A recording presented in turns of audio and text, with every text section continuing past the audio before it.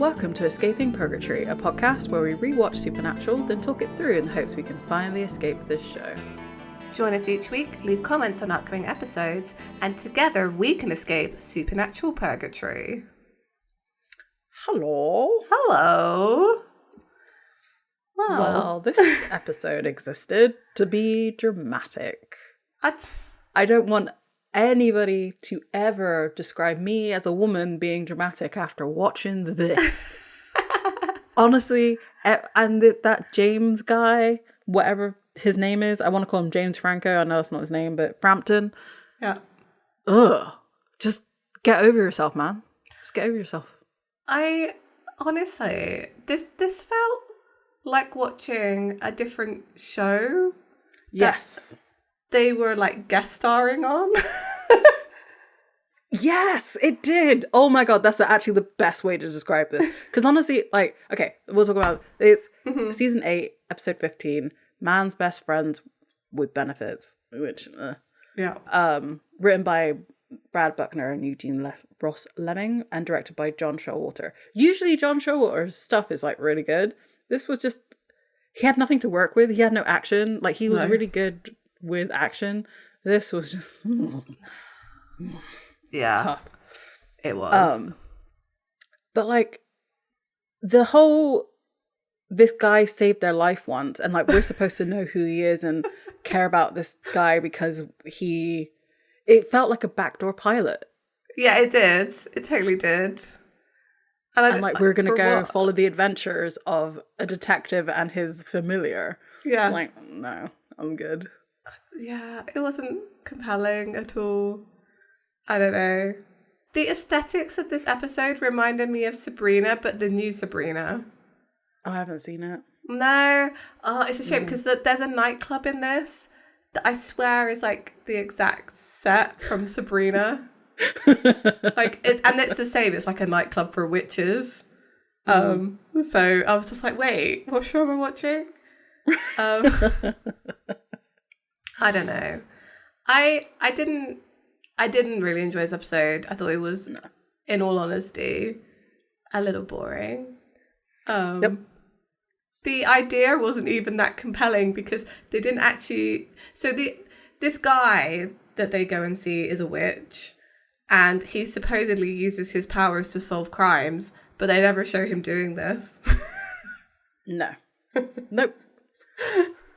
No. Yeah, you're so right. Like he's actually useless this entire episode. Yeah. Everybody is. Everybody's so useless. Like, literally, the story, there isn't a story here. It's just info dump after info dump after info dump. That is it. There is actually no connecting thread between them all. Yeah, I mean, Buckner and Lemming, like, yeah. So they basically, it was almost like they came up with the concept of the episode after naming it, because it's about one thing, right? So the episode's obviously called Man's Best Friend with Benefits, and it's all just surrounding the fact that his familiar is a woman. Hot. Yeah. That's it. It's literally, they probably didn't even know who they were gonna, they just wanted to cast a hot woman, and that was it.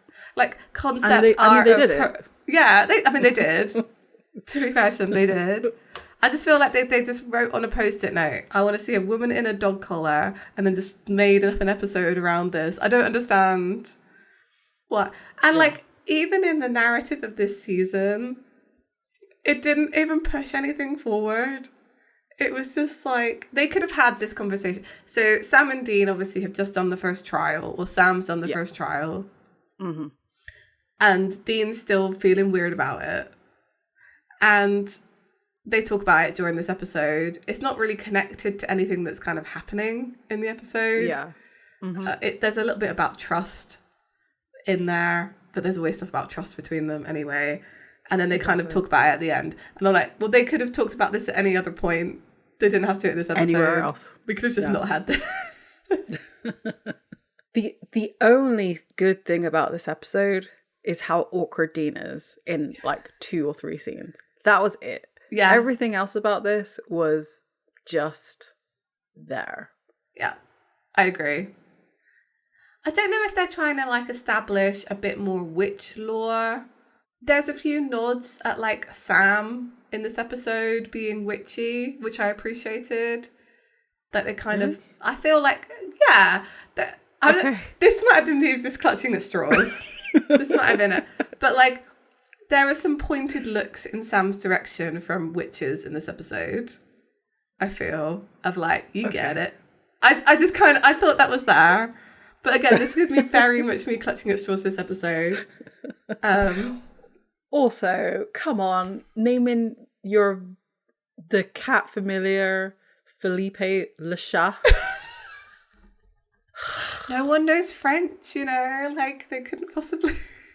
Also, here's the thing. When they first said it, I was like, that's kind of weird. And then they showed it on screen. I was like, are you, because I thought they were going for like a Lestat thing. No, his name's just Pierre the cat.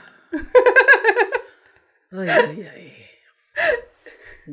it was bad. It was a bad episode. I'd like, yeah, we'll go through it. Of course we will. Yeah. We'll always find the little gems. Maybe we'll like it by the time we put it. I don't think this is one that we're going to. I don't think so. No, I don't think there's anything redeeming about this episode. Yeah, there are so many little bits. I just the main thing. I think the problem with this is that I think they just cannot decide what to do with witches and supernatural.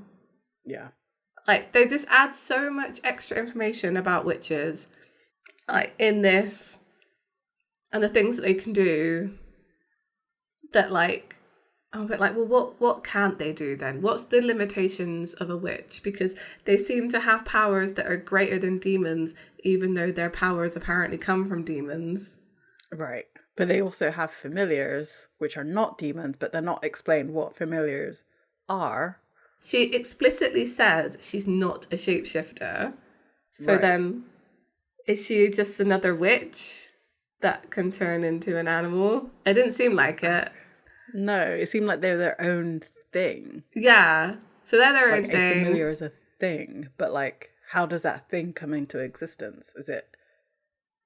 Are they just roaming around? And then they're like, oh, you're my witch and I can choose you. Or I can choose you. Like, what is that?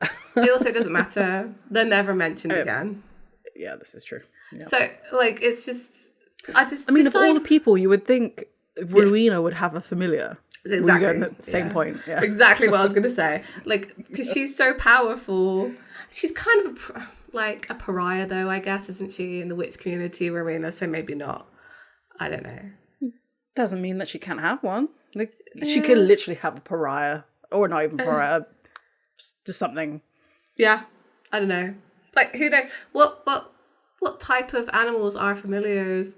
Are they just the Harry Potter animals? Are we talking cat, rats, dog, toad? Like, yeah, right. I don't know. It's yeah. They give, like I said, they give a lot of exposition in this episode. None of it is actually useful. And also, a lot of the witch lore is dropped when we get introduced to Rowena, I feel, as well. Yeah. So, fine. I don't know. Let's do it. Let's go through it. Because I think otherwise we'll just talk about the whole episode here. Without actually going through it. Yep, sounds good. That sounds good. So the recap is pretty short. It's basically the other witch episodes that we've seen. Mm-hmm. With some of the kills that they've had, which again is like the kills are more interesting, like the nail gun episode. Mm-hmm. Like all of those kills are super interesting. Or the guy who was the girl coughing up razor blades and stuff. Yeah, like this one was just like, oh, they're being torn apart by their bare hands. I'm like, okay, well, we've kind of seen that before. Yeah. Then we see that Kevin has figured out how to close the gates of hell. Mm-hmm. Then the first trial with that they need to kill a hellhound, and Dean saying that he's going to do it, and then Sam actually being the one who passes the first test. Yes. And doing a little spell on his arm, going all glowy. And then we're in some back alley in St. Louis, Missouri. And we see a transaction going down between a sex worker and a man. Like, you see them exchange money, and the woman is like being ghostly followed. It's kind of, I will say the shots in this are pretty cool. In this little first bit, like you can tell that something's happening. And there's a guy who's like sat in a car, and she turns around at one point and he's right behind her, and she's like, "Oh, it's not my night." And he's like, "Guess not." He then puts her in handcuffs and then starts strangling her, and then blood like splashes in his face. And I thought that was when the title card was going to come. Yeah. Because that's where it usually does. That's usually the end of the opener.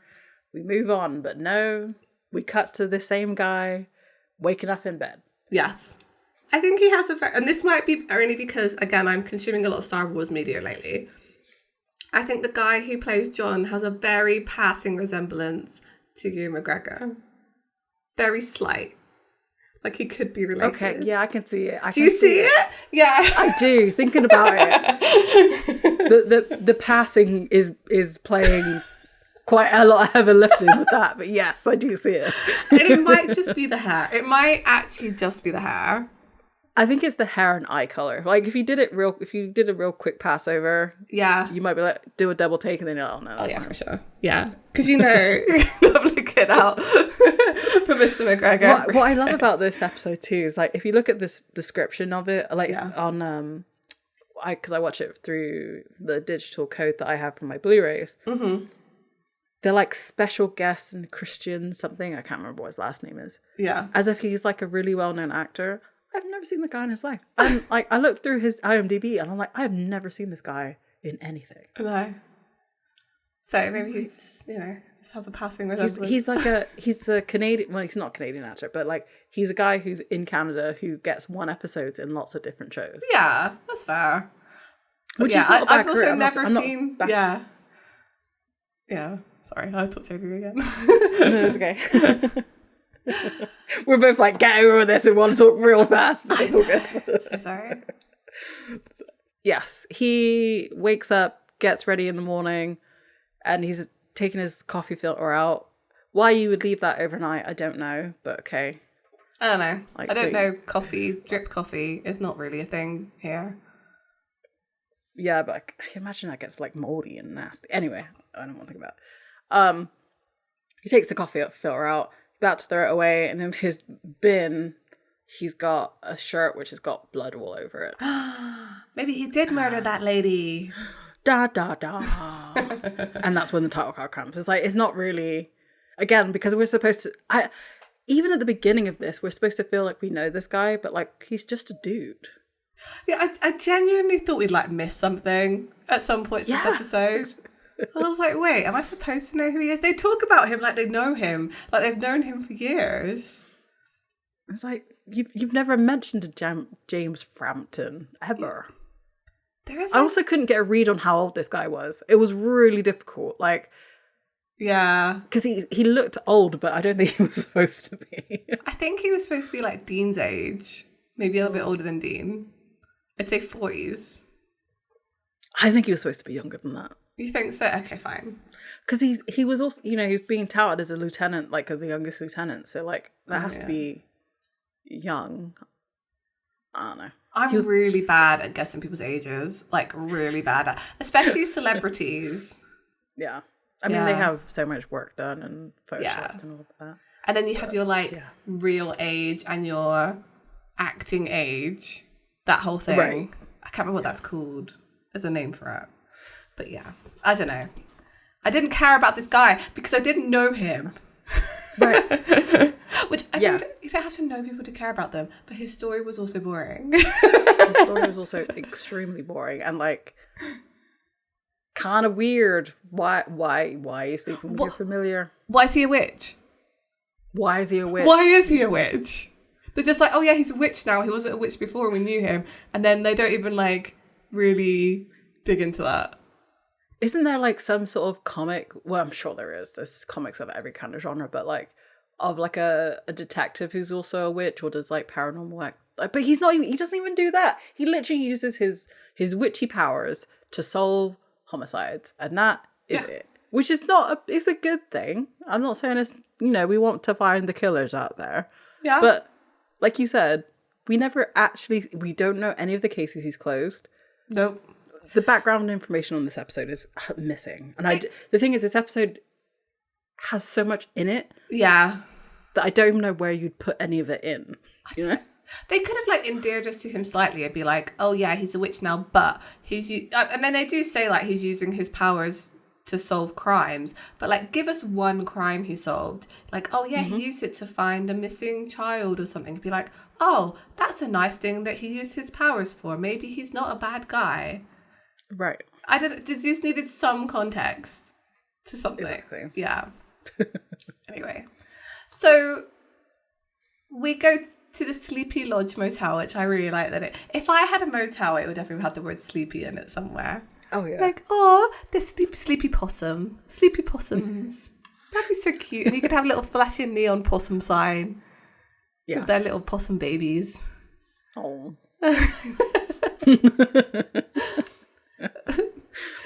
So we hear the Impala and it's properly like it's really loud. So Sam and Dean get out. They're in the middle of a conversation. Dean's first line is, wow. You know, of all the lame-ass things you've ever said, that's got to be the lame-assiest. I don't even know, like, I know we've talked about how it's nice to hear how they are outside of cases, but this is the topic you decided to choose. The Three Stooges, which, like, I'm pretty sure most of the audience now would have not watched. I know. Like, I've never watched the Three Stooges. I know they're like a comedy thing. I'm more familiar with, say, like, Laurel and Hardy and Chaplin. So, like, older stuff, I guess, than the Stooges. I don't know. So, they're arguing about which of the Three Stooges is funnier. And Sam thinks it's Shemp and Dean thinks it's Curly. And I don't know who those people are. So, I'm sorry. I know there's a guy with curly hair, which I'm guessing is Curly. I know there's a fat guy. And then there's a skinny guy. I don't know who's who. I have no idea. Sorry if that's too millennial for everybody, but don't understand. So, yeah, that's what they're arguing about. And, like, I think it's supposed to be funny, but I didn't laugh. Nope. Yeah. So for guys who are, I mean, maybe it makes sense, but for guys who are, like, super violent and, like, fight a lot, I don't understand why you find physical comedy funny. Yeah. This is right. I do love a bit of slapstick. I love a bit of clowning. I do. And I didn't realise that I liked this genre of stuff until I watched The Play That Goes Wrong. Have you ever seen this? Like, I know about it, but I've never seen it. I love it so much. If anybody who's never watched it, it's so good. They have, like, a TV series too called The Show That Goes Wrong. And the way I was introduced to it was I got fooled because they were showing Peter Pan on the, like, terrestrial television. And I'd only caught it, like, halfway through. And I was like, fine. It was like Christmas. I was like, oh, fine, I'll watch Peter Pan, like, on the stage show. Fine. But it was one of their ones. And, like, immediately I was like, wait, what is this? Because I genuinely thought someone got hurt. Oh, no. And it was great. And then once we got, like, realised what's happening, oh, it was really funny. I do love a bit of slapstick. There's something that's quite good about it. But, like, the Three Stooges are slapstick for being slapstick. Like, they hit each other on the head for saying something silly. Oh, see, that's kind of boring, though. It's funny when people get hurt by accident. That sounds awful. That sounds awful. I know what you mean. I know what you mean, though. That sounds really bad. Like, I don't enjoy people watching get hurt. I know it's not real. Okay. Anyway. So, as they walk into this room, Sam just says, so we calling James tonight? And I'm like, who the hell is James? Right. And he's like, no, I'll call him tomorrow. And this is what I mean. They just go into this like we know him. Mm-hmm. But I thought they weren't really in contact with other hunters or, like, people. I don't know. Yeah, just people generally. I don't think they have any friends. Sam literally says to Dean in the season, you don't have any friends. Like, right. Yeah, he did. And also, I'm thinking, when did they have time? When did they have time? Well, I guess this is pre John going missing. Right? That's what I mean. Like, I don't know, because when are they meeting other people? And when they have done, we've been like introduced to them, and they've always known John, right? And so it makes sense. But this seems like their friend, right? Yeah, because he would have mentioned John. Yeah, and I was like, but this is why I genuinely thought I missed something. So I was like, wait, was he in a previous episode and we're like supposed to remember who he is? But the more they talked about him, the more I was like, no, we've never met him before. Never met him before. No, like I was literally IMDbing the episode because I was like, I was so annoyed because I was like, I don't understand what's going on. Yeah, I wanted to find out, so like at least I could have that question answered going through this episode, because I basically at the beginning of this episode I was like, no, I need to know what's happening. Yeah, I need to understand. So Dean decides to call him tomorrow, and Sam says like, oh, I wonder what he needed. And Dean's like, well, he needed help. He's a cop. I figure it's work related. So again, they're like just dumping on us who he is. Sam says we owe him.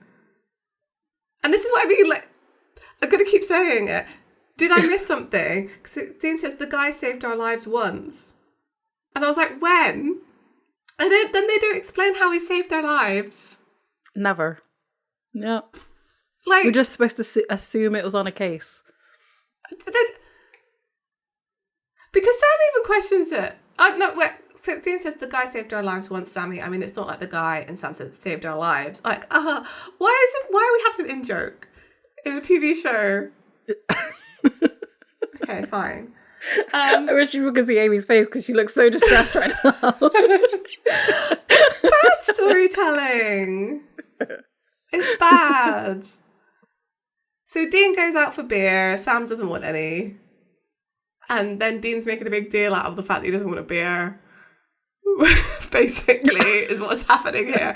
He says, you just ganked a hellhound, which is no slice of pie.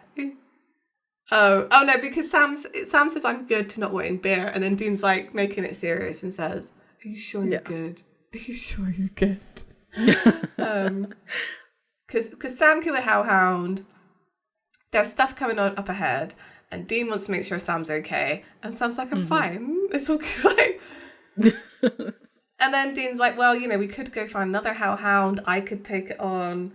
Sam is like, got his bitch face on, which is fair enough, because this is annoying, they've already been through this. And Sam, he says like, Kevin doesn't even know what the next trial is yet, so like, can you just like stop it? He's like, I'll be ready. And Dean says, basically looks at him, like nods, like, fine, you'll be ready, leaves. And then as Dean goes out, Sam goes to get ready for bed, and suddenly he hears like a scraping sound at the door. He opens it, and there's the dog. So in the previous scene we saw James had a dog. Oh, that's right. Yeah, that's fine. A beautiful Doberman. I think Dobermans are very pretty dogs. They are scary dogs. But they are pretty dogs. They can look scary, but sometimes they're just like, they're a bit like chocolate Labradors. Sometimes they're a bit not all there. Yeah, I think they're cute little babies, but for some reason films have made them look scary. There was like guard dogs, right? Yes. Yeah, but I imagine they're not. I also don't like the fact that their ears get clipped and their tail gets clipped. Yeah, I'm not with that. Let your dogs have ears and tails, unless it's like a medical reason. They should not be getting them removed. So yeah, Sam's looking around like, where'd this dog come from? And then he just lets the dog just comes in and gets on Dean's bed. And Sam's just like, oh no, but then shuts the door so the dog can't get back out. I know, right? Like, well, yeah, that's actually a really good point. Why would you close the door with a dog you don't know? Like, I was wouldn't. Like, I don't know. Maybe I'm. As much as I say I like dogs, I'm not a dog person. Actually, I'm a little bit scared of dogs. Like, I would give a dog a cuddle if their owner said it was okay. I'd like pet them. Yeah. But like, I don't. In this like situation, I would be running out the room. The dog comes in, I go out. Yeah, I think I'd also be out and be like going to the manager saying, "Hey, there's a weird dog in my room. Do you know whose dog this is? Because maybe they saw someone come in with the dog. It's quite a distinctive dog." It is. So Sam is a dog person, I guess. Yes. I mean, he hit a dog and he became his pet, so riot, right? That's true. Maybe he misses his other dog. Maybe. 'Cause he's like, oh, are you friendly? And then he like pets the dog, and I'm gonna say she because we know, rolls over to get her belly scratched.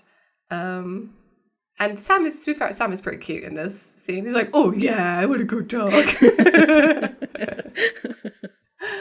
She doesn't have any tags on, and then Sam hears the Impala rumble back up. It's only been literally 30 seconds. Where did Dean go in that time? So I think we're supposed to imply that like Sam getting all his stuff out of his bag. Okay, fine. It's been like maybe 10 minutes or so. All right, I'll go with that. That's fine. That's just me being bad at time. And Sam's like, oh no, because Dean's weird about dogs, like me. Yeah.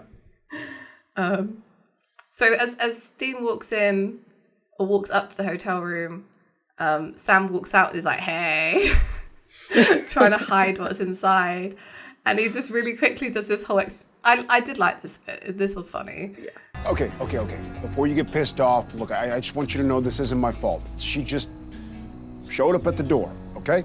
Didn't trek in any mud, just wanted her belly scratched. I figured maybe she could stay tonight and we'd try and find her home tomorrow. And as Dean's like, what? And looks in, there's this very good-looking woman sat on his bed with a dog collar on, like the collar the dog was wearing, just in case you didn't know what was happening here. Yeah. That she was the dog. And Dean just says she could stay the night. Sam's confused, but weirdly not that freaked out that she was a dog, like just a second ago. Though he does get his knife out. Mm-hmm. And she's like, whoa, like, I'm not a shapeshifter, you can stash the blade.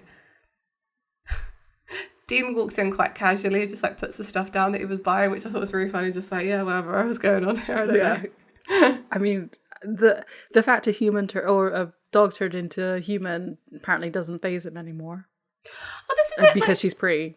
Yeah, well, I mean, she also said she's not a shapeshifter, so like, let's just believe her, shall we? Like, yeah, right. Put the weapons down. That's more than enough, folks. they're just so like, oh yeah, okay, fine, whatever.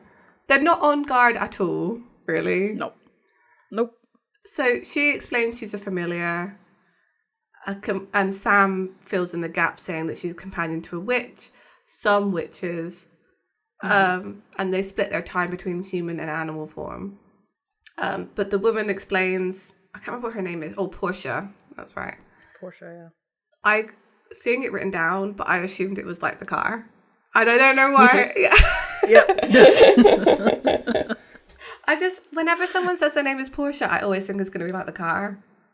Me too. And like looking at how they spell her name in this, I'm like, that doesn't spell Portia. I don't even know how you get Portia from those letters. No, I've seen that name. The spelling of her name is Portia, which I think is actually how you mostly say mostly spell Portia. Most people don't name themselves after a car brand. You would think that they would, though. I'm just kidding. Though, of course, like this is, the car is named after something that I can't remember. So I think it works. I feel like it's a Greek thing. Yeah, it could be. And some people call it Porsche too. Some people call it Porsche. Some people call it a Porsche. So see, I would call it a Porsche, but I know there's people out there too. who say Porsche, even though there's no A in there. Yeah. I love how we're so distracted by this. We're so distracted by this. So she says that she appears to people in dog form because she gets a better read on them. And like she was, they're guys in the motel room. Get it. Fine. Yeah. Introduce herself as Portia, and she says, I belong to James Frampton. Don't like that wording. Bit weird. Yeah, she like we've said, she's a very attractive woman. She's also a very attractive black woman. Yeah. So this whole like master familiar thing, I was like, It's a like choice. that. It's a choice that they made when they didn't have to cast James as a white guy either. This is true. Yeah, you're right. Actually, I feel like it would have been like I do love the fact that we can all establish that Dobermans are black people. Yeah. Yeah. Well, actually, what does that say? What does that actually say? Because we just said that they're kind of scary. Black people are not scary, but well, this is what I I feel like there's a lot going on here. I feel like there's a lot going on here. If we're going to start talking about this, I think there's too much to talk about. Like, they cast a black woman as like a sort of typecast scary dog, right? Mm-hmm. But then I feel like if they had cast her, say, like a cockapoo, we would have been having a different conversation about, like, well, why can't she be a scary, like a guard dog? So I don't know how you get that right. And secondly, like, there's obviously nothing wrong with them having a relationship at all. I just think the fact that they have, like, they definitely have the kind of, there's an imbalance of power between them, it feels like, makes this feel weird. And also, they try to get around it, right? They do. Like, well, she chose James. Yeah. But, like, did she really? Yeah, like, but how? Because there's like a pull towards a witch or whatever. And we established in this episode too that even though familiars seek out their witches, that relationship can still be abusive, right? Because of what happens to Le Chat. Le Chat. There's no T. I know, but I went to an English school where we pronounce our T's. That's definitely how I was taught. So did I, but we definitely were taught Le Chat. I'm pretty sure we did not. I didn't teach GCSE French. I did. Yeah.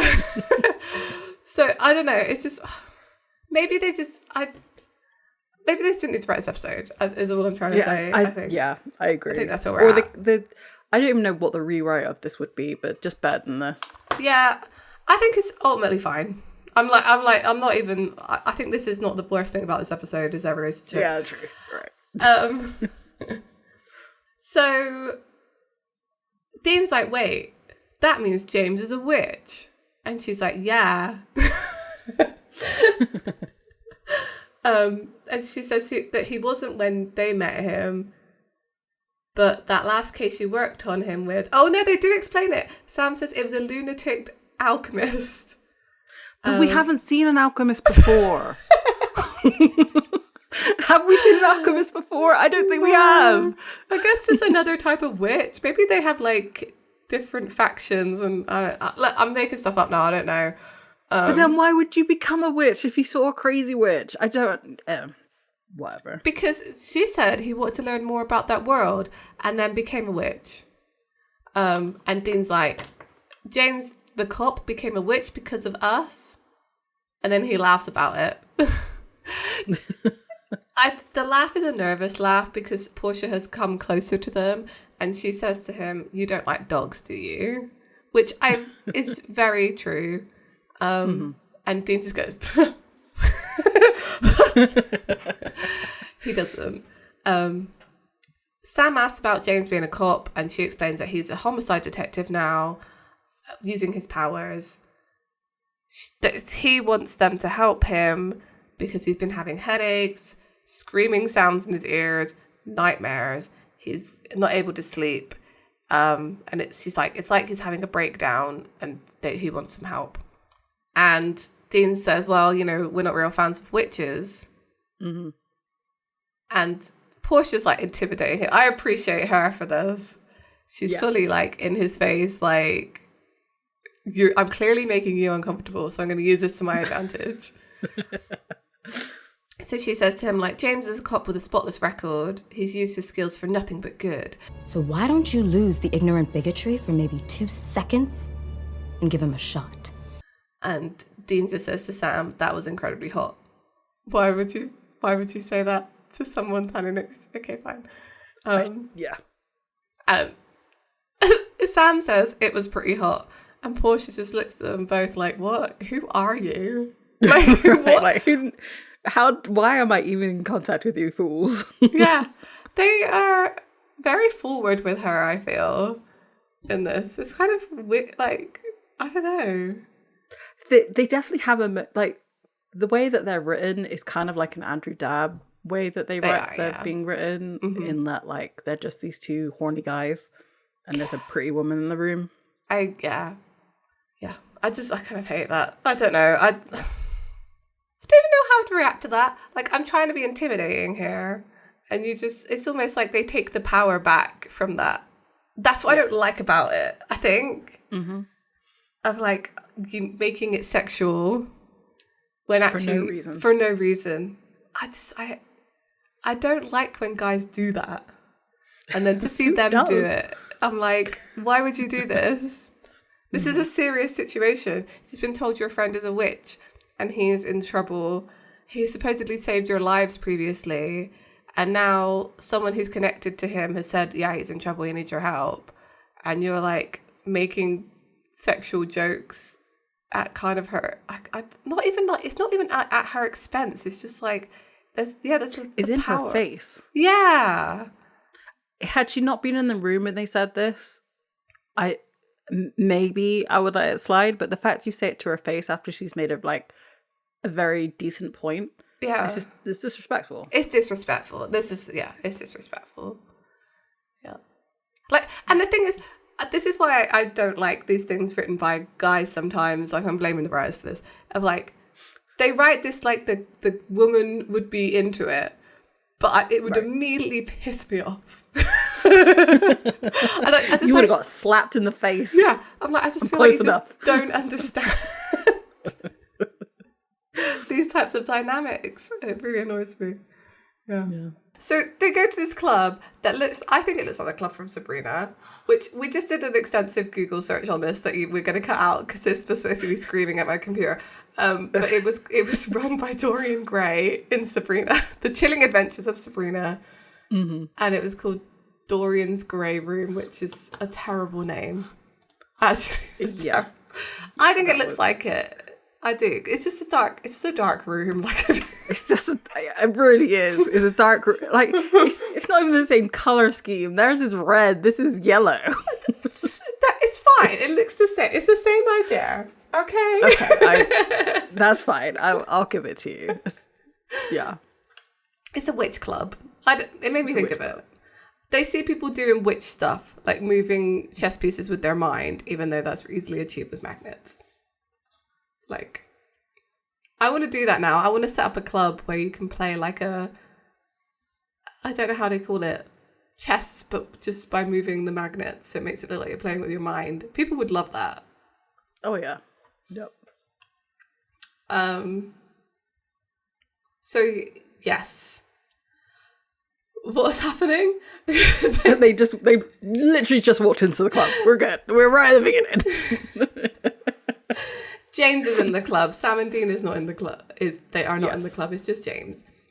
James is unhappy. He's ordering drinks, stuff. You know, it's typical detective noir stuff. I'm drinking in the club. I'm sad. Yeah. Yeah. It was definitely like they were trying to do a noir like episode, Yeah, I agree. but completely missed the mark. It was Because not... all of this between James and Spencer here it's all really tight. James is this depressed detective type, and they're both like growling at each other. There are points in this episode that I just couldn't hear what they're saying because I was like, you're not even enunciating in words. Like, come on. I have never... I think detective noir... I don't know who you're supposed to identify with. This is what's supposed to. If you're a man, I guess you're supposed to want to be the detective with like, you know, you're on a mission and you have like a very purposeful life, even though it's sad because your wife is divorced or died or whatever. I get you're supposed to center on the protagonist that way. But like as a woman watching detective noir, I'm like, I don't want to be him. His life seems terrible. And he doesn't have fix me energy. So like, why? I don't really understand detective noir stuff. I've never enjoyed it, but I'm very sure there are people out there who really like it and could explain it to me. I agree. Like, go see a therapist, get yourself on some, you know, antidepressants, and quit drinking. Like, you'll feel a lot better.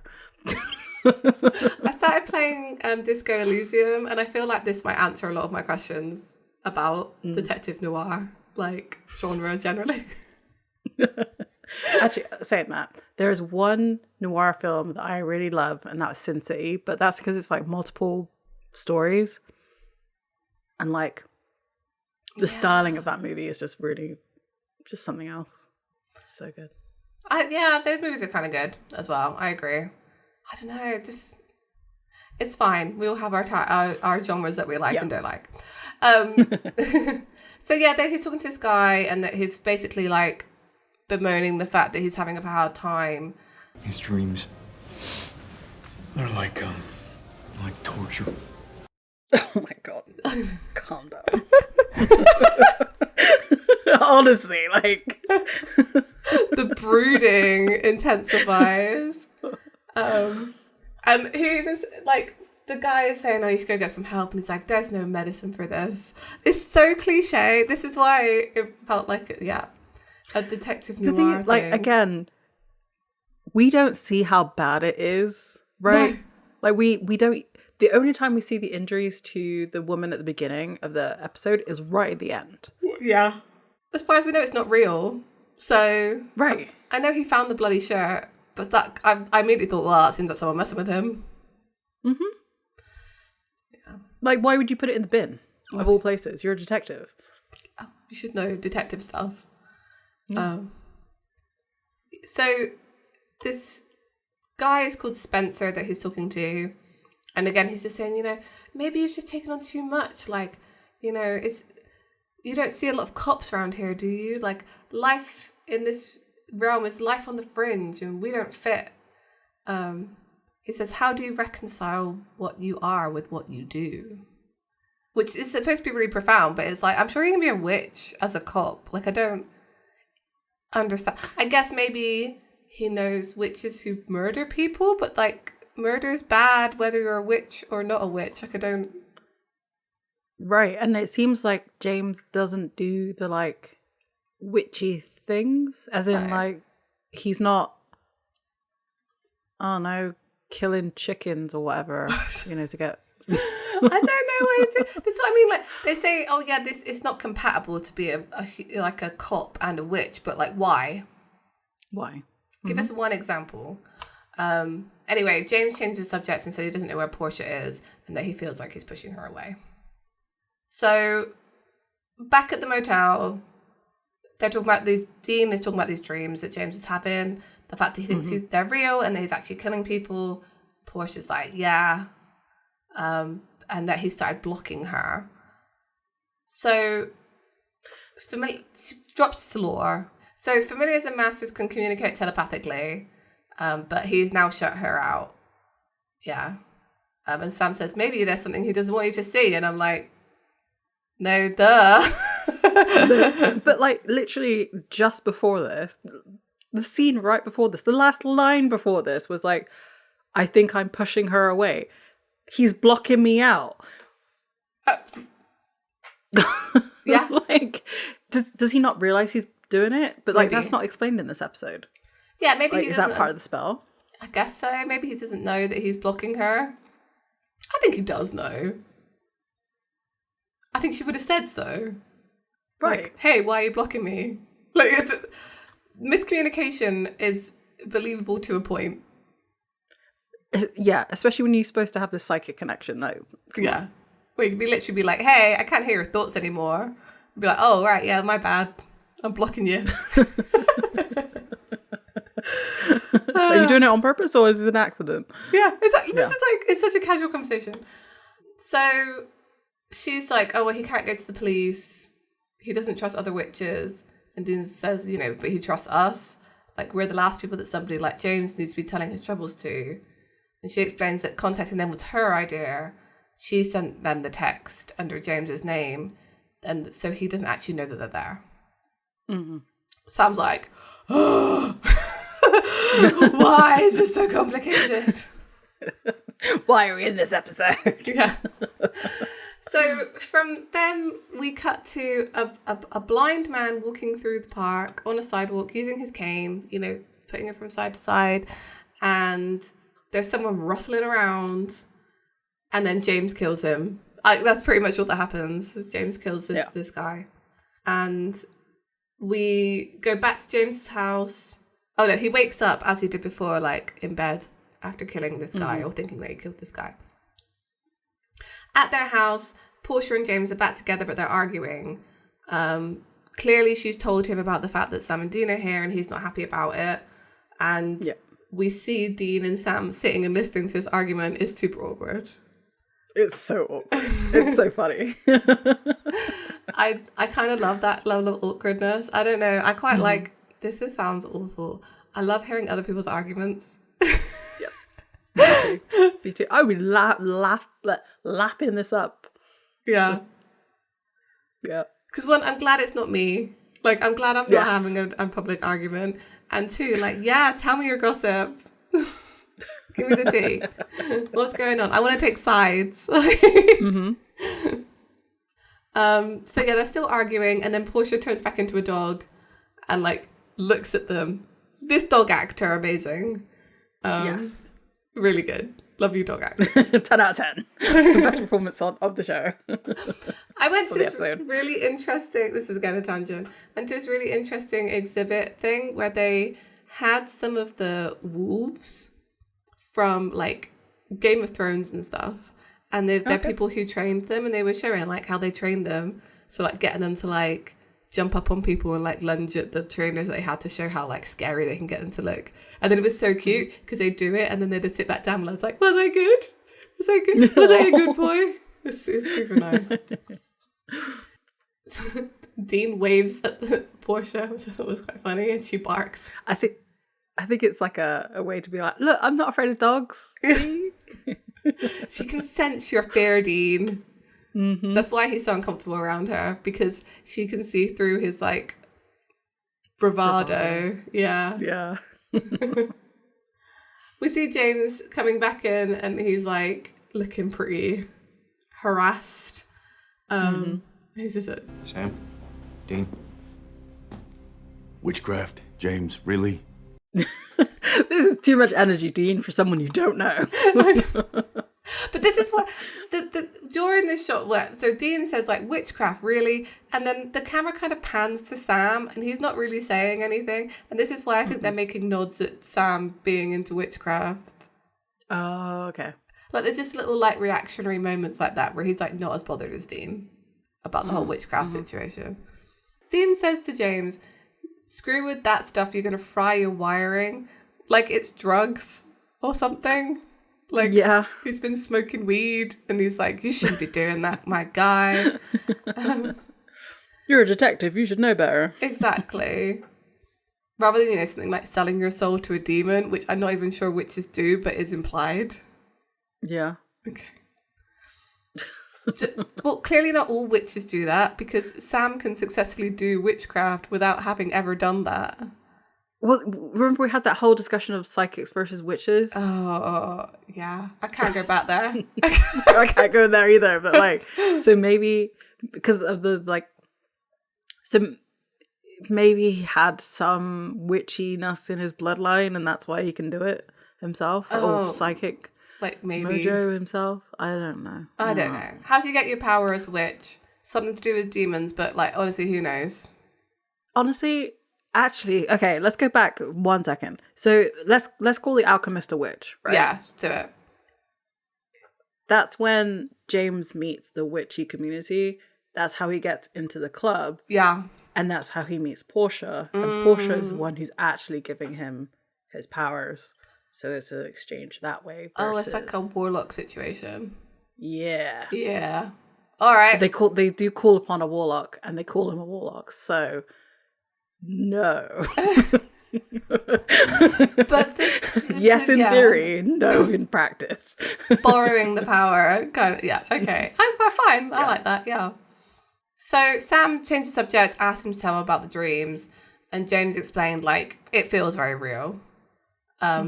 But he woke up in his bed, but he's not sure it's a dream. And this goes on for a bit, like with them sort of going back and forth. He obviously did his own digging on this. He checked the files. The people he saw are actually dead, and were murdered. He's still like, I don't know if I did it or not. He shows them the shirt that he found, and Dean immediately thinks that basically he's just killed these people. Sam's not sure. I love the fact that he knows it's his shirt because he's got his initials on the pocket. So old-fashioned. I mean, who monograms their work shirt? Like, come on. Nobody. The answer is nobody, unless it's convenient. It's more likely that I like Sharpie the label. I feel like that would have been more believable. Like, oh yeah, look, it's got my Sharpie label in it. I guess detectives don't necessarily have a uniform, right? Because if it was like a police officer, he would have his like jacket and have his name tag. But Yeah. I guess, I mean, it could have been on his badge. Like, you know, sometimes they wear the badge around the neck. Maybe he just gets fancy shirts, you know? Like, he's not going to Walmart or whatever to get his work shirts, so I don't know. Or maybe he has an embroidery machine like in the back. Aw, Like, that's I'm going to nice. do this myself. I like that. I like that idea best, to be honest. So they float the idea that another witch hexed him. And he's like, well, yeah, I could, but I haven't heard of something like this before. And they're like, okay, well, we're going to help you, but... And Dean gets out a big bag of chains. I like he was casually carrying that around. Yeah, like they didn't notice him walking into the house with those big bag of chains, jingling everywhere. Right. And they say they're going to put him under house arrest. Sam, they go, so it's now Sam and Dean, and they're in their motel room again. Mm-hmm. And Sam is doing some research about the cases of like the woman who was killed. And then also Dean then walks in and he's got the last of it, and he's got the ingredients to make a witch killing spell. Sam tells him that there's a new person that's died and it is a blind man, so James was telling the truth. And Dean's like, well, that's not good. Dean is... So, I mean, how is this not witchy? What they're doing? I don't know. They seem to draw... Like, when they do it, it's okay. I mean, that's always been the case, Yeah. I guess, right? Yeah, exactly. Yeah. So, and Sam has done his research on James and saying that, you know, he went from rookie detective to lieutenant basically overnight. And in the last 4 years, his solve rate is 100%. Is not anybody like super suspicious of that? You think so? Because that's the statistical outlier. It'd be like, wow, why is that guy so good at solving crimes? Right. That only happens in TV shows. Yeah. Or like, and then always in those TV shows, they're at some point accused of doing the murders that they're solving because they're impossible to solve. It always happens. Exactly. And Dean's like, well, of course he did, because he's got, you know, witchcraft on his side. And then Dean just sort of makes a comment, which I thought was really interesting that he did this, because like it's kind of true. He's like, we've never actually used this witch killing spell from Bobby. Like, how do we even know it works? Yeah. It's true, because like the last few times they've tried to do it, something's always gotten in the way. Yeah. And Sam's like, well, do we ever have a sure thing? And it's like, well, no, but you know, I'd like to have the odds as much in our favor as possible. Mm-hmm. And it's like, Dean's not talking about what he's talking about, you know? Yeah. He's kind of being not so subtle. He says, I'm concerned. And he says, Sam picks it up. He says, concerned about the witch killing spell, or, you know, that I'm going to mess up these trials. Yes. And Dean says, like, well, look, you know, we get too far down the road and we can't go back. And it'll be too late for me to jump in. Now, who says that you're gonna have to? You know, maybe I'll actually pull this one off. The thing is, together, they managed to open the cage again. Yeah. They have been successful in the stuff that they've needed to do. It's just that afterwards, the warnings are after the spell. Yeah. Kind of situation. I thought this conversation was dumb, because actually this is Sam doing the trials. This is not what this is about. It's not about Dean trusting him. It's about the fact that Sam might die. Yeah. And I never really saw it as the fact that he didn't trust him not to do it. That's why this came a bit out of nowhere, because I was like, I don't think this is the reason. It might be why Sam thinks it's the reason, but I don't think he does either. He literally called Dean out on being suicidal last episode. True. So I don't think Sam thinks it either. It's just a bit of a strange conversation. Yeah, you're right, because he does say, you know, why doesn't I know what you're saying, and you've said it, and I think he's harkening back to when in Citizen Kane, when Dean says that Benny's the person he's never let him down, and then the Garth episode, which is, the name is escaping me right now, where he's possessed by the ghost and he says the exact same thing, that like, I can't trust you. So like Dean has said multiple times that he doesn't trust Sam, but like you were saying, this has nothing to do, like doing the trials has nothing to do with trust, because he's not necessarily doing it alone. Yeah, I didn't like the feel final like act it. is him. Yeah. But like together they went to the Hellhound, and like they both tried to kill the Hellhound, but only one of them succeeded. So almost like, I guess like trust. Maybe, you know, the other trials are going to be something horrendous that, you know, morally Sam might have a problem with. Maybe that's where Dean's getting at as well. Like, yeah, that he might not go through with what has to be done, whereas Dean's always ready and willing to go through what has to be done. That's not true in any way. That's not true. But like Dean might think that it is. Yeah, yeah, I guess so. Yeah, I don't know. You're right. Trust has been brought up a lot in this season, but I thought we were past it, to be honest. I think we're more at the like, what do we want our lives to look like after hunting? Yeah. Yeah. I agree. And like Dean doesn't really pay attention to what Sam has just said, saying like, it's like, you don't trust me, essentially. Because he just says, are you done? How Dean is incredibly rude this episode. He is, yeah, really rude. I didn't like I didn't like him this episode. Yeah. And Sam just says, yeah, I'm done if you're done. And then Dean goes back to making the bottle of witch killing juju. Yeah. And he's like, You know, once I get this put together, we can't hesitate. If we gotta use it, we use it. You mean if we find the witch that's doing this to James? Or if there is no other witch. Sam then brings up the fact that, you know, like, well, we've given free passes to other people. And Dean says, like, look, I like James. I'm like, why? Yeah, fine, okay. Sure you do. As much as the next guy. But, you know, people are getting ganked here. Besides Benny and Kate, they were forced to be what they are. James chose this, which is true. It is a different situation. Yeah. And had he not chose it, he wouldn't be killing people. Yeah. So we go to the police station and Sam is playing FBI. I don't know where Dean is at this point. I guess they didn't have a suit that day. Very true. And he's speaking with a tech of some kind, lab tech, probably because he's wearing a white coat. Yeah.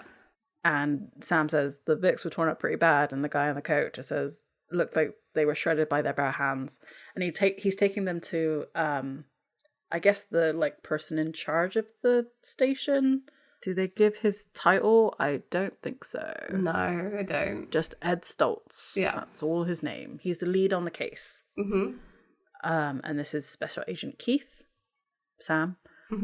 And so they have this back and forth about what the case is, and Sam produces like, oh, did you find any evidence there? And they're like, no. We only have like a witness testimony who kind of described this guy. He also then Sam pulls out like, oh, well, we found this. And it's like a portion of the shirt, which they had obviously taken from James to get tested for the blood. And he hands it to the tech, and the tech goes off to go test it. Yeah. He kind of cuts off Sam, saying like, you know, that's all the witness said, like that there was a guy in a white shirt. That was all he said. And then Ed just walks away from Sam, and Sam's just like, okay, all right, you're not very helpful, you're very suspicious actually. And that was it. Yeah, pretty much. He leaves. Yep. We then cut back to the witch nightclub, and this time Dean and Portia are there, and they're walking in to the club. I do love the fact that we see the outside and it's clearly a warehouse, but they're like walking downstairs. Yeah. Like you didn't enter from high up. Like anyway. Maybe it's whatever. underground. Yeah, okay, fine. It's like the bunker and the building above it. Yeah. And Dean's like, am I getting the stink eye or what? And she's like, well, you're an outsider. And it seems to be witches and other things in this club. And she's like, well, you know, you don't have to worry about them. We're just here for information about James. We get a bit of backstory of how James and her got together. Like we were saying she found the familiars find the master, Yeah. and then they become inseparable, which is not true because we see that dynamic change between Yes.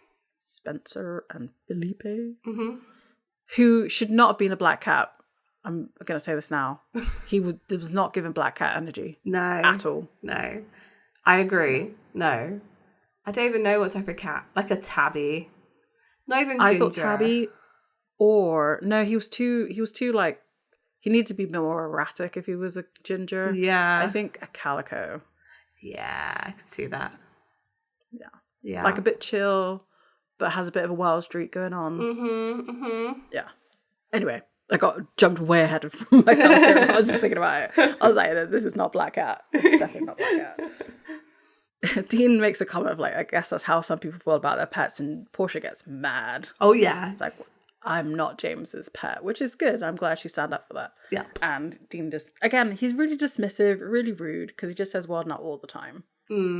Just like, and Portia says, Not ever. The master and the familiar, there's an unbreakable bond, like a melding of souls.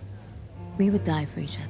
and then this man calls her over, and it's Felipe, the black cat. Yep. But we don't know who the cat is. That he's a cat yet. Or even though his name's Felipe the Shah, which again, my brain instant went with like Lestat, and I was like, Yeah. Just kind of gave that. He was giving Lestat energy. yeah, definitely. And Dean is a Wiccan from Detroit. It's like an ongoing joke that like didn't really land. I feel. Yeah. I don't know why. Is it because we associate Wiccan with women usually, and that's the joke? But I was like, well, we've already established that anyone can be Wiccans in this universe, and anyone Right. generally. To be honest, I don't know what was the What was the joke here? I was so confused by this episode because many times from now on they're like, oh yeah, he's a Wiccan, and every time I felt like I was supposed to laugh, but I didn't know why. Like, you know, there was like they were making a joke that wasn't funny. And again, like in season 7, It's Time for a Wedding, the demon in that called himself a Wiccan. Yeah, and you're like, dude. okay, cool, you're a Just sort Wiccan. of accepted that one. Yeah. I don't know. It was odd. Dean suddenly has a cat allergy. Yes. First time we've seen that. Didn't see He it in starts sneezing. Hunteri Heroici. I can't say that one, but there was a cat there. Never sneezed there. previously. Yep. But he sneezes and says that's where that only happens around cats. Like I don't get this character trait. I don't know why it's in this episode. I was just like, whatever, because it never happens again. He doesn't have a cat allergy. That's why. It's like, it's so annoying. She's like, wait, you don't have a cat allergy? Like, it's never been established before, and you've been around cats. Yeah. Oh, it's so lazy. Fine. Yeah. So they go back and forth with Felipe, and he's sort of drip feeding them information that is this the same conversation that we just heard with Spencer and James, that like being a cold cop and a witch is kind of weird, and like Portia should realize that it's kind of weird, and she's like, well, it's just whatever. And then Spencer walks up and like says Portia, and Dean again says, I'm a Wiccan from Detroit. Maybe the joke is that Wiccans are like seen as less than. Possibly. Like they're like online, like, I don't know, something. I don't know. In the hierarchy of witches, maybe they're not like in the middle. I don't know. Yeah. Again, not explained. Why? Nope. So Spencer's the one with the information. And Dean asks, have you ever heard of a spell where a witch can control the actions of another witch? And Spencer says, no, never heard of the thing. Spencer then turns to Portia and asks how James is doing. And she's like, better, but, I'll tell him that you asked. Spencer then turns to Felipe and says, we have to go. And this is where they say goodnight, but it's in the day. Yeah. I mean, I guess maybe if you're a day sleeper, fine. But like, all right. Okay. Felipe like intentionally looks at Dean, and then his eyes change, and then you see him transform into a cat. And this is why the cat allergy thing was stupid. Because, right, one, his name is the cat. His name is Felipe the cat. 2, he was always going to reveal himself to be a cat at the end of this conversation. So why did we have to be like, oh, Dean has an allergy to cats? As like a gotcha at the end of this. Like, oh, he was a cat all along. Who could have possibly guessed he was a cat? Like, they're just calling us idiots at this point. The thing is, I'm pretty sure I've seen that before as well in like other witchy shows, that somebody has like, they are trying to conceal that they are a shape-shifting cat. Yeah. Be funnier. Like, just be funnier. Cool. Make his name a famous witch's familiar's name, right? Right. Like, have this guy be called Toto. Wait, I know, like, she's technically not a witch, but you know what I mean? Like, witch media. That's a dog too. I couldn't think of a cat Salem. name. I mean, Salem is the obvious one. But, or just something. Like, it doesn't need to be, like, is it, as soon as I was like, oh, was Portia's last name Le Chat? Or Le Chien? Le Chien? No. Like, I feel like it would have been a German. She just would have been Portia Hund. Right. Probably. You're not wrong. You're actually not wrong about that one. I was just, it was silly. It was, the jokes don't land in this. There are no jokes in this episode. There are actually no jokes in this There are no jokes. I agree. I'm just like, I just feel like they're just calling us idiots at this point. I'm just like, it's so, fine. It's okay. I'm getting more mad at this episode, not less. Right. Right. So Sam calls Dean, and they got the blood work from the shirt real fast, and it matches the woman. And Dean says, "Well, that pretty much says it all, doesn't it?" Yeah. So we then cut to James's room, and Portia is shackling him to the bed. I hate doing this to you. It's okay. Really. This was so romantically coded. This whole bit of like, we must shackle you. I didn't understand. Like, the shackles as well. They stop him from doing magic, do they? Because iron? Did they say that? Iron, yeah. Yeah, that was kind of implied, yeah. Okay, fine. I was just like, no, fine. Fine. It felt very, like, I'm truly baffled at how you get from chaining your master, okay, I hate saying this, but chaining your master to the bed for their own good leads to relations. And the only way that I can think that works is that she knew, like Portia knew that like his guard would be down and like he could transfer information that way. But like even then I'm like, well, it's still weird that you've like chained a guy, because we have no idea if this is the first time they've ever done this together. I assumed it wasn't the first time that they were sleeping together in this, because I don't know. I just didn't get that vibe from them. I don't know. I think it's fine. Like I said, it's very romantically coded. So I'm like, oh yeah, we must for your own good. And for some reason, this is super sexy. Like, it's everyone's read those books. Yeah. And like, maybe James is into this. Who knows? I mean, he clearly is because obviously they get busy with it. They do. I was like, the thing is, I'm actually on the same page as Dean on this. Of like, is this actually okay? I'm not sure. Like, which chicken and the egg situation is actually very important with this one. Yeah, I feel it too. I don't know. Yeah, is this okay? I don't know if it's okay. Questionable relationships. Everyone knows everyone has been stopped with one. Yeah.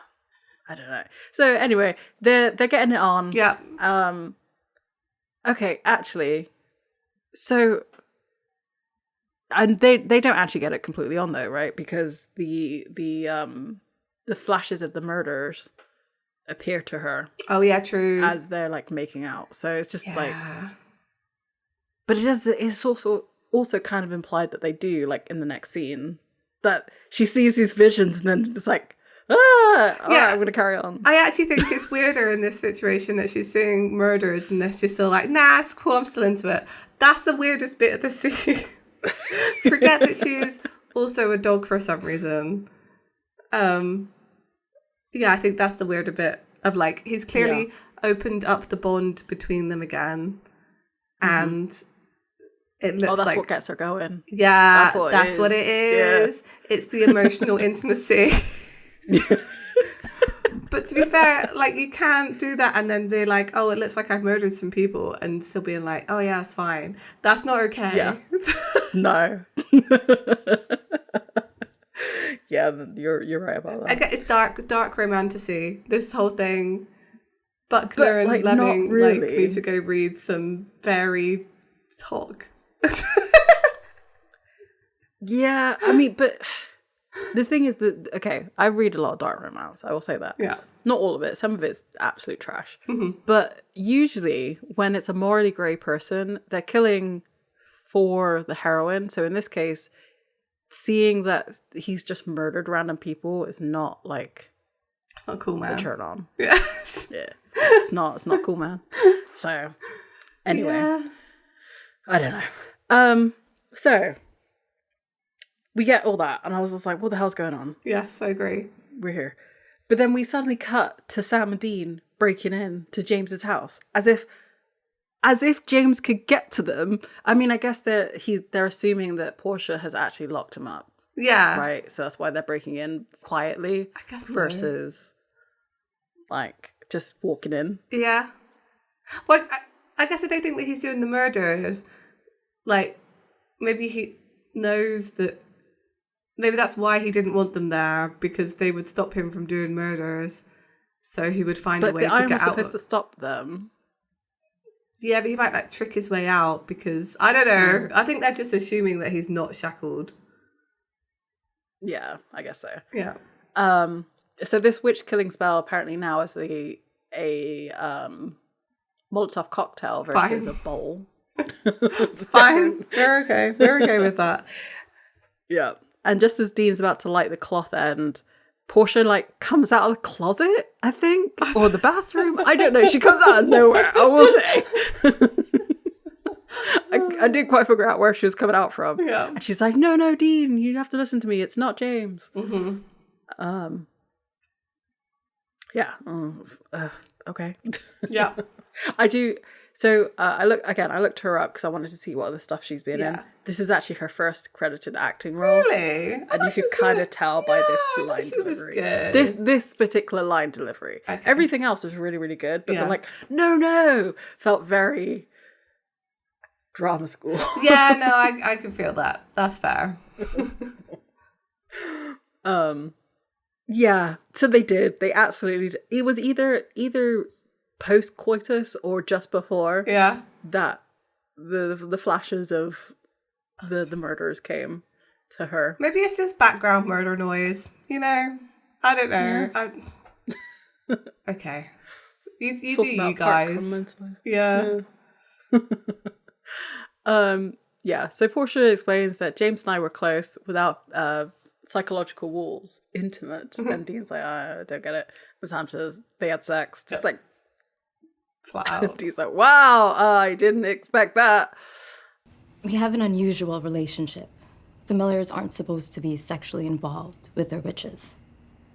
Understandable, considering that you're, well, and that he's... That's a little help here. No? And again, an awkward Dean is a great Dean. Yeah. That is good. And he even looks at Sam and is like, a little help here. And Sam's like, no, I'm not going to help you. I'm not touching You got this. yourself into Yeah. So we get more of their background that they haven't. Okay, yeah, they've been intimate before, but they haven't been in a long time. The agony of the agony of it. Oh my god, calm down. Ate him up and shut me out. But tonight I saw his thoughts, his memories of the murders.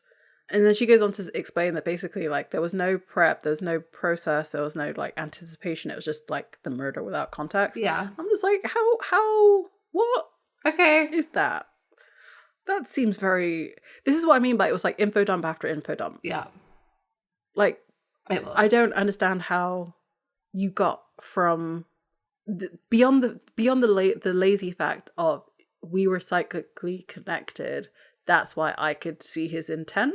Mm-hmm. But like, I don't know. I guess she's picked up on like she's not a detective, but she works with, he lives with a detective, and she's like, well, there's no motivation for these murders. There's no like build up to this. There's no reason for why he's doing them, and then there's also no like consequences afterwards of him presumably enjoying the fact that he's murdering these people. So it's just beaming him in the like moment of murder, which is very weird out of context. And I think that is weird, I guess, but I think you could also explain this a way of like, this is where he'd be like psychically the most like feeling stuff, right? I don't know. yeah. I've said that really badly. But like, we have to deduce that. Yeah. Of all the things that they tell you in this episode, like, I feel like this is kind of important beyond these kind of few lines that she says. I don't know. Because I think the problem also is that we're all sort of hung up on the fact that he's sleeping with his dog. Yeah. I do appreciate through this whole episode, and I'm ready to be proven wrong in the next bits of it going through, not one person called her a bitch. True. And I really just applaud their restraint for that. Yes. Yep. I mean, she doesn't do anything that would warrant her being called that. No, but you know, I just feel like it was right there and they didn't do it. So I appreciate that. This is true. Yeah. You are right. So Sam's like, oh, so his little lawyer brain coming out. So he has no awareness of the crimes, and she says, no. Doesn't that at least suggest he's under another's control? And Dean says, well, Spencer said that wasn't possible. And she corrects him and says, no, he said he's never heard of it. James is chained, he's confined, at least take a shot, like, go look into it more. Yeah. So they go back to the police station and they see this detective that they spoke to before, the older guy, Ed. They come out of this room that's like, they're trying to block Sam from like looking inside it. It's really obvious. They're not subtle. No. In this. Not at all. Not at all. And they're kind of like, oh, you know, why are you so interested in this as FBI? And Sam says, well, you know, we have individual discretion to pursue cases, and that he drops kind of that he knows James, he'd worked with him previously a bit later on as well, which ties into that. But basically, like, Ed's trying to say they're not looking into the case at all, they're low on manpower. Sam's trying to dig as to whether or not there's any problems with James, you know, because he was a young guy to make lieutenant. Ed's like, nah, it's all good. It's just like that here. And then they leave. They actually just cut him off, to be honest. Like, Sam wants them to stay, but they just leave. Once they do... Sorry, go on. So Sam makes a note of seeing a file with James's name on it as well. Yeah, and so he's going to try and go in that door, but it's locked. So they're hiding something. Dean and Portia are in the Impala. They're going to somewhere abandoned. It's like a big warehouse. It looks like something from Gotham. And Dean says, oh, this warlock we're meeting, he's a snitch. And Portia's like, well, yeah, like cops have snitches all over town. And his name is Drexel, yeah, sure. He snitches on people in the community of witches. And then Dean asks her, while they're waiting, like, I can't help but wonder, And Portia says, what came first, dog or girl? And he's like, yeah. I'm just curious to which one you consider yourself mostly. And she says, does this have anything to do with what I told you about James and me last night? How you're imagining it? And he's like, no. No. So a classic car rolls up to save him from this conversation. It's a little 3-door, I think, isn't it? It's a very cute little car. Yeah. Yeah. This guy gets out. He looks like a snitch. I don't know how else to say it. He does. He looks raggedy. Yeah. He's already heard about Dean because he's like, oh, you're a Wiccan from Detroit. And he hasn't heard about anyone hexing anyone else.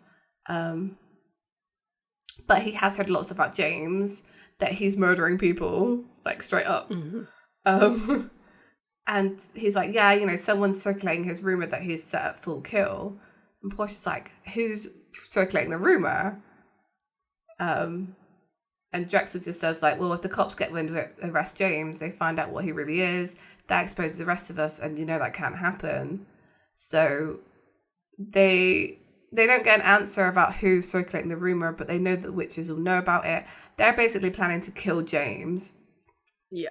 Or let him do the deed himself, to protect the community from the cops. Oh, they're going to do it. Basically, they're going to go after him. That's it. That's the whole thing they get from their informant. Which is, I don't know how this adds any, like, this doesn't help with Spencer, like, doesn't it really explain Spencer's reasoning or anything? No, it's just, well, Spencer's obviously the one circulating the rumours because he wants him out. Yeah. But I feel like they could have dropped his name at this point and they wouldn't have changed how the story goes. I don't know. No. It's all good. I still don't actually fully understand Spencer's reasonings during any of this. It seemed like a lot of hassle for like no reason. He was in love with Portia. Yeah, but like, okay, fine. Yeah, no, I'm there with you. Maybe I think the problem is we're both like not particularly big noir fans. Maybe that is like a trope that, you know, you want to go after the guy's wife. Possibly. Yeah. Oh. Okay. Fine, maybe. Wants to go after another cop's wife, so, because she's hot. I only know what I know about Detective Noir through the holodeck episodes from Star Trek The Next Generation. So, fair enough. I'm sorry. That's probably more than... So I tried to play LA Noir back in the day. I couldn't do it. That was I got so bored. Too. Yeah, I was also bad at it. Yeah. Too much driving around. Oh god, yeah. And the cars didn't drive well. I was just like, no, I'm done. Exactly, I agree. So they go back to James's house. Dean's already there. Sam walks in and Dean's like, I've been going over Bobby's data. And Dean's like, well, Portia might not be wrong. Turns out there is a spell for implanting images into another person's brain. And Sam's like, whoa. And Dean's like, yeah. Why would Bobby have this? I know Bobby has a lot. He has a lot. But like, I don't know. It just seems a little specific. Again, it's too easy. This episode is just like things fall into their lap and like, but why though? Have they started digitizing as well Bobby's information? Because how else did he get this? Yeah, true. Maybe that's what Garth's doing. You know? Maybe. Yeah, I could see that. That would be good. So, it's the spell is literally called Creating False Memories into Another Witch's Mind. And I'm like, guys, come on. Right. Okay. Sam does say it, does laugh a lot, to be fair. And like they explain that because of that, James can be convinced he's killed people without ever touching them. So maybe it is someone else. And he's like, okay, but that's a lot of trouble. Like, to do that, what did the cops say? Sam says, well, you know, they have a huge folder with his name on. Yeah, there's stuff going on with the cops. Yeah. And then Sam says, oh, by the way, gotta hand it to you, it's been 15 hours since Portia mentioned her night with James, and not one bestiality joke out of you. And they both laugh at that. And I was like, okay, cool. That's not a joke. James walks in. He's like, well, Portia tells me my friends in the community want me burned at the stake. And Dean's like, I'm not gonna lie, it's getting ugly. Okay, have you seen that? One guy told you about it. Right. And Sam's like, yeah, the cops have a big dossier on you. So it's all bad all round for James. Mm-hmm. Sam's talking about the locked room they have. James wants them to break in. And it turns out that James can astral project. This is where we're going with this. He's going to take Sam and Dean with him on his astral projection. Portia is a bit like, can you even do this? And he's like, yeah, it'll be fine. And it is. It's completely fine. So they sit on the bed together, Sam, Dean and James, and hold hands. Hold shoulders. They hold shoulders. Because sorry, it would have been too what I to love hold about hands. yeah, right. True. What I love about this is because the guy who's playing James is significantly shorter than He they are. is, yeah. He is like sat right at the edge of the bed, and you can see that Sam and Dean are like, or Jared and Jensen are sat right back, like you see where their knees are positioned. I was chuckling. They did so much camera work until the very last scene of this, of like trying to hide the size difference between them, and then like they just show the size difference. I'm just like, look, he's a short dude. There's nothing wrong with short dudes. Just like let him be short. He was always going to be short. No one is as tall as them. Like, Yeah. apart from DJ Qualls, who's the only other actor I feel who actually rivals them in height on the Supernatural. That's This true, just had Garth Moore because of that. Yeah, you're always going to have that problem. And it would have been actually more ergonomically on their shoulders to just hold hands. Come on, guys. You're astral projecting together. It's all good. I feel like you need skin to skin contact to reach someone's soul. So it's either the hands or like you put your face on cheeks.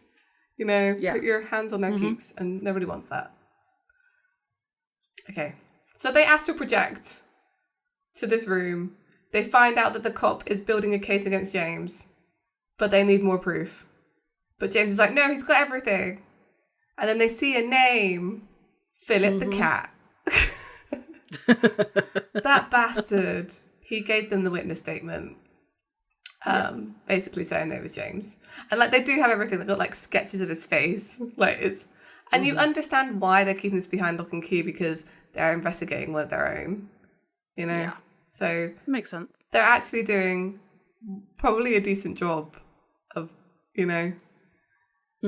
I don't feel mad at these cops. The way that Stoltz acts with being all shifty and stuff, I thought he was like in on it. Like he was also a witch and was like trying to get rid of James. But no, he's just a dude. He's a bit resentful that someone younger than him is higher than him. Yeah. So he can bring him down. That's literally his motivation, which I understand more than Spencer. Yeah, me too. I'm like, okay, yeah, but he is actually doing his job and getting evidence before they arrest him. Like, it's okay.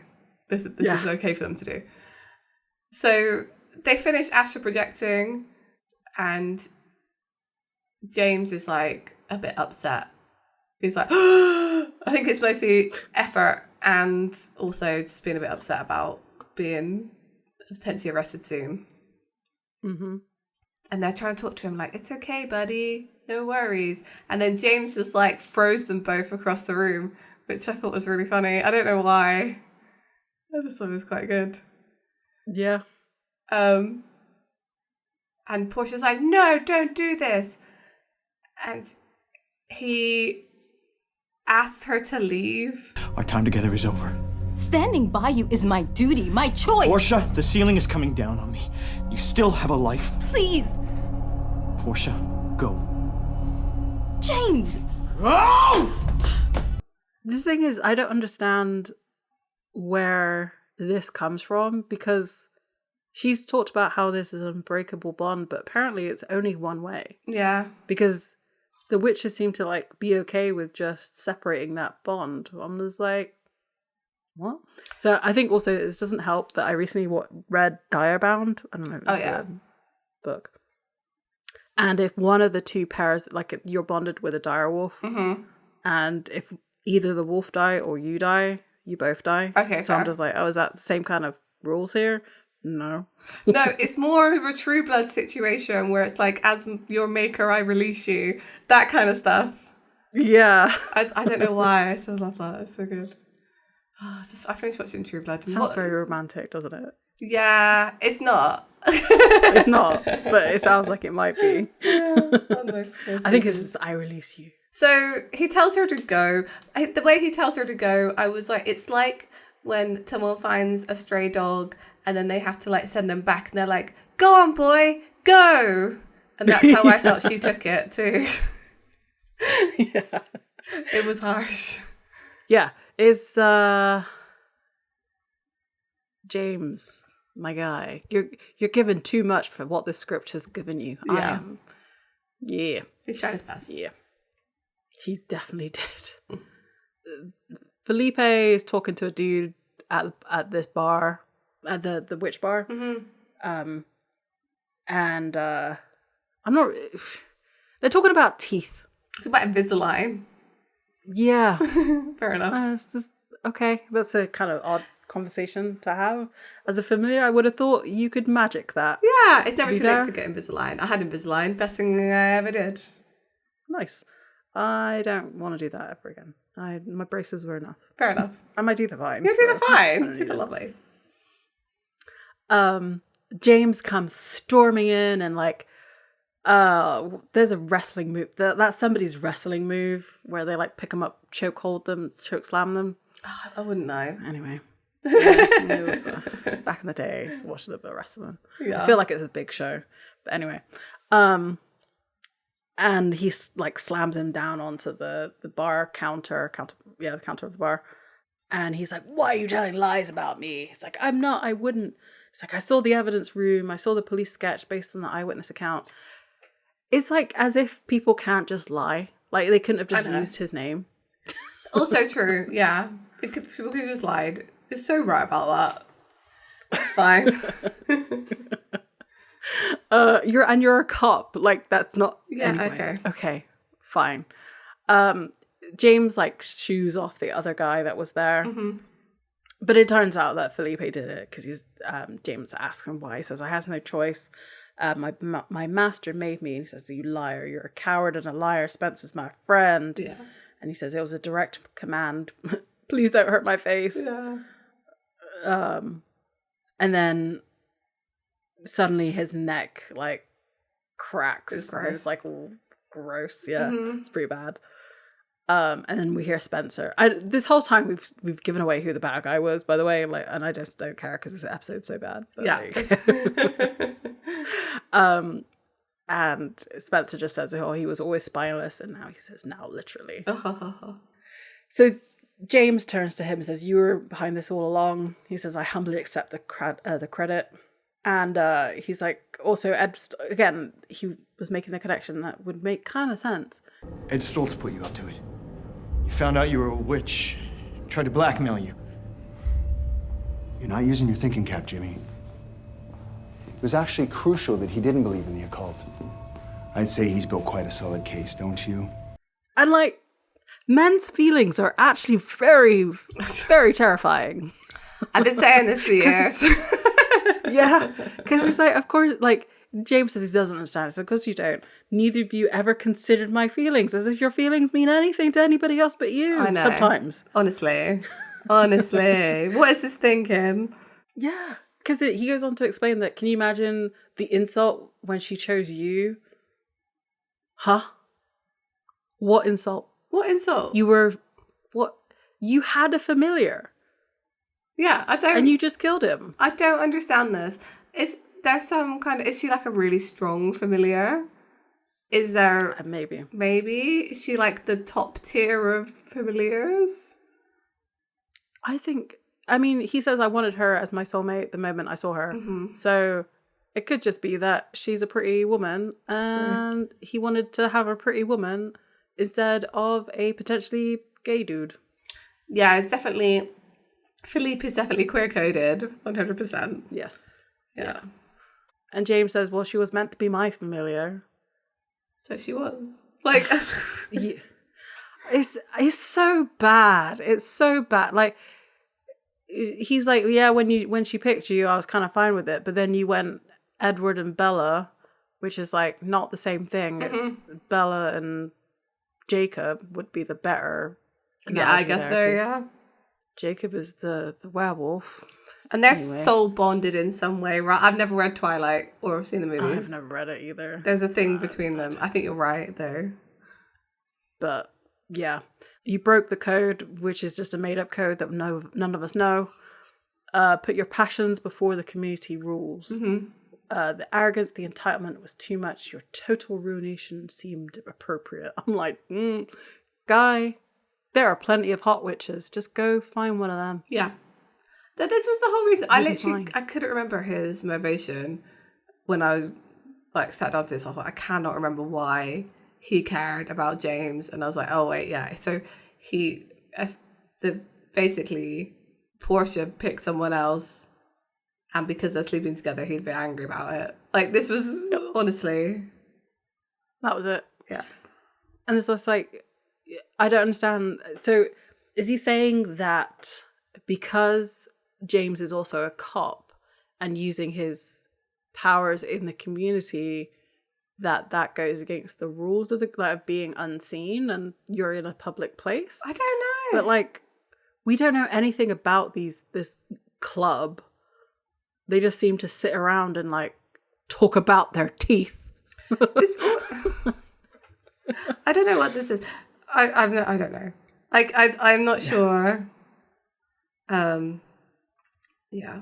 The whole like I say, the whole master and familiar thing, I can see why there would be rules there about this. Yeah. But also it seems consensual, so why was the problem? Also, the rules are, I feel like the rules would be encoded in the magic, not necessarily like human placed. Like it would be, I feel like it would be physically impossible for the familiar situation to even get romantic unless they're like the chosen ones. Yeah. But like, these people are just people. Who are just people, man? Yeah, I don't know. I didn't understand. I guess also in Supernatural, witches are shown to have like petty reasons for doing stuff all the time. So I'm kind of like, okay, fine. Like, it's just witches being witches.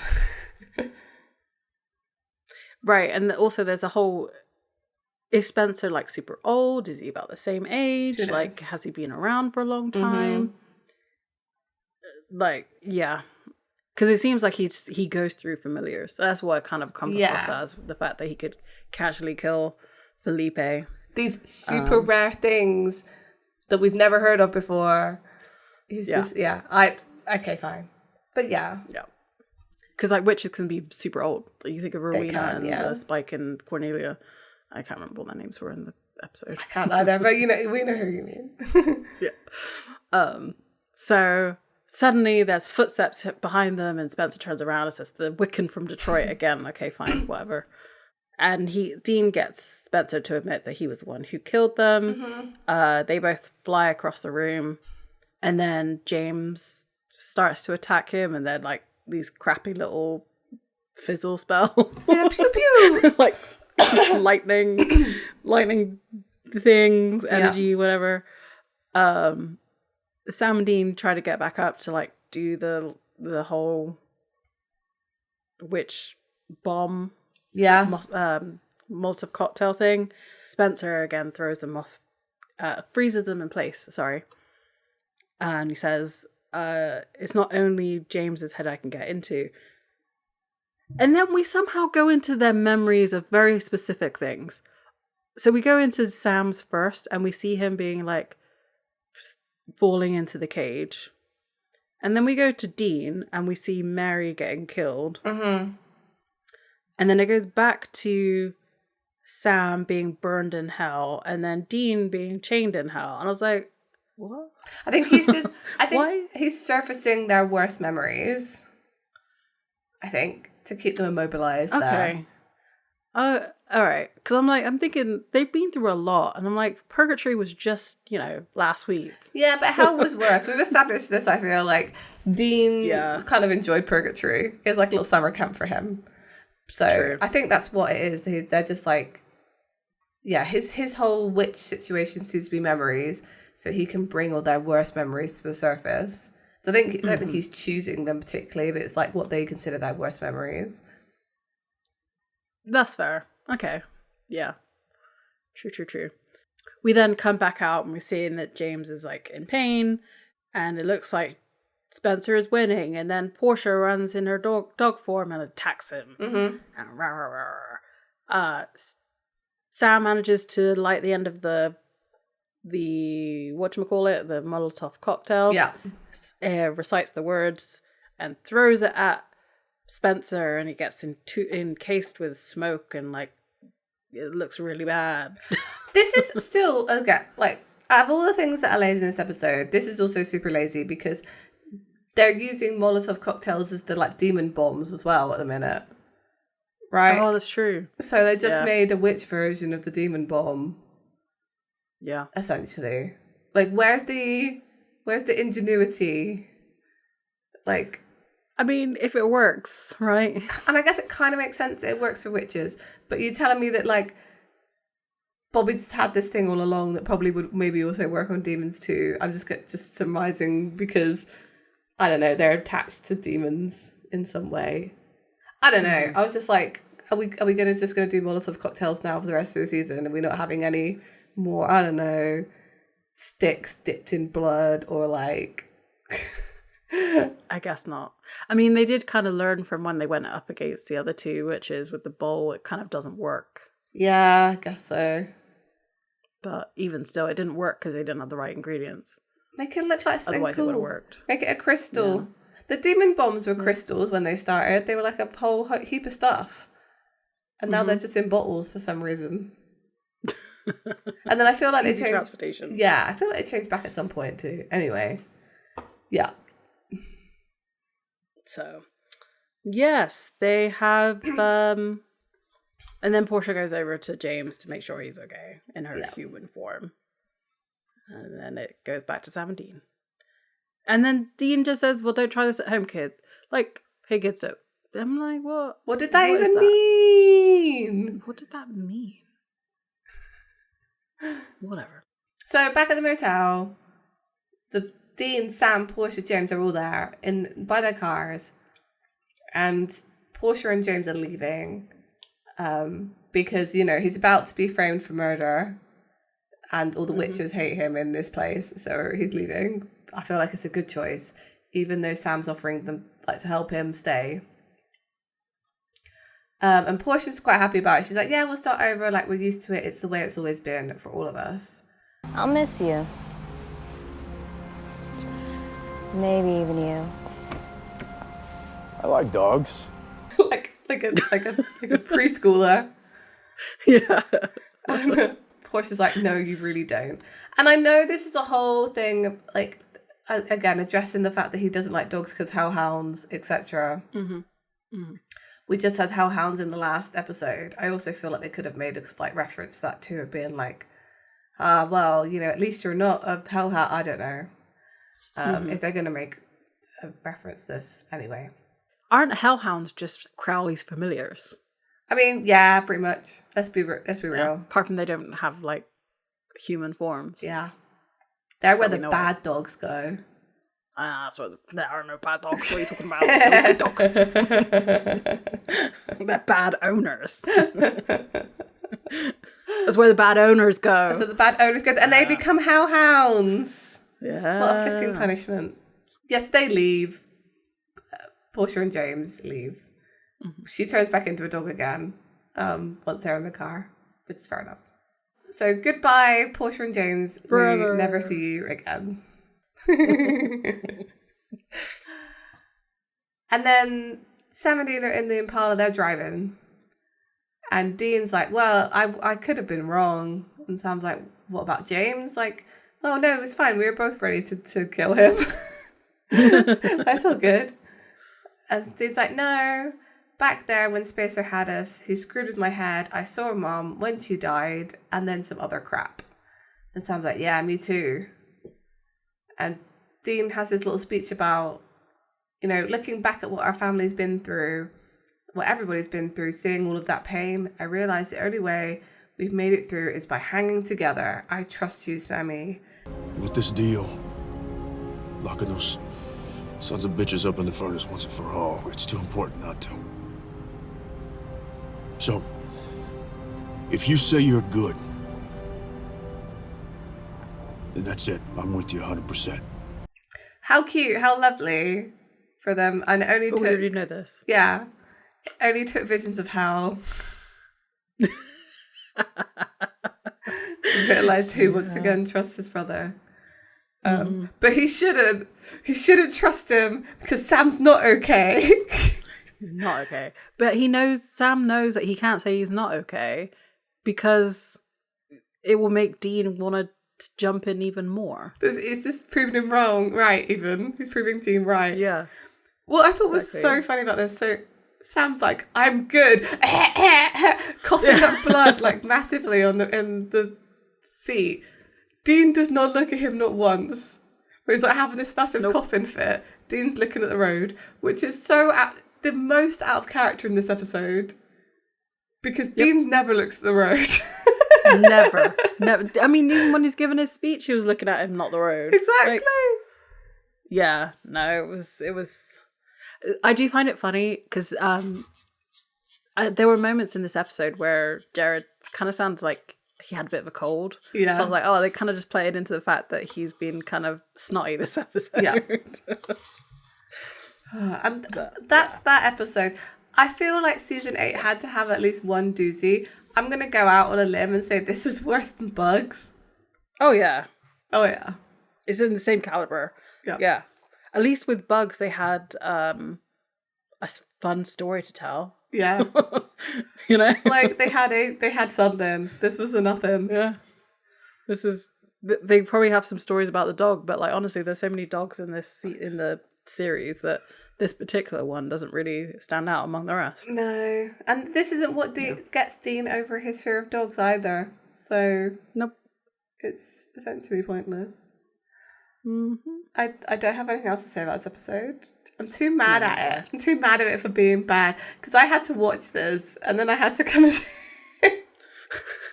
And we spent much longer than I thought we would talking about how bad this episode was. I feel like we can cut a lot of the tangents that we went down out of this. Because honestly, this is true. Yeah, it didn't deserve this time. But the next episode is going to be better, I think. I actually don't know if it is. I have no clue. So it's Remember the Titans. I don't know. I have no clue. Next episode is another filler episode, I feel, in my heart, that it is. Yeah. So it would make sense. Yeah. I feel like we're going to get back to plot, like, episode 18. I feel like that's a good spot. Yeah. They're not doing another trial, I don't think. So, yeah, I think we're just on another filler episode. But yeah, it has, like, Greek gods in it, so it might be cool. I always get disappointed when people do Greek gods in episodes of anything. It's like Icarus, right? No, we're on Zeus is here. Okay. Prometheus stuff. Oh, Prometheus. For some reason Icarus and Prometheus, I don't know. My brain. They both have wings related to them somehow. Yeah, I guess. In very different ways. But then the episode after that is going to be great. So I'm really excited for that one. So we'll see. Okay, so maybe, yeah.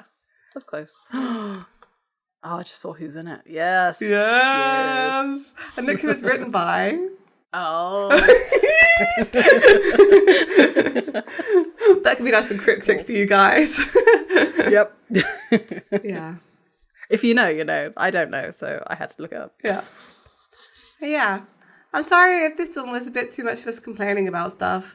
But hopefully we made it enjoyable. Entertaining enough to keep listening. Got your thinking caps on. Yeah. This is the one. So, yeah. Okay. Well, there cannot be winners. And this episode, we'd like to thank a winner. The Pixel Agora for his wonderful logo art for our podcast. And if you'd like that on a badge, yeah, why not? You can go to Redbubble and get the beautiful logo there. And if you want to come talk to us about this episode or any other episode, please. Any other, please. Any other episode. episode. You can come and find us on social media. We are Escaping Purgatory Podcast on Tumblr, on Bluesky, on Facebook, on Instagram. Though we are just Escaping Podcast on Bluesky because like characters and stuff, you know. So yeah, come say hi. Yes. So this week we pet a dog. We did pet that dog. Can you pet that dog?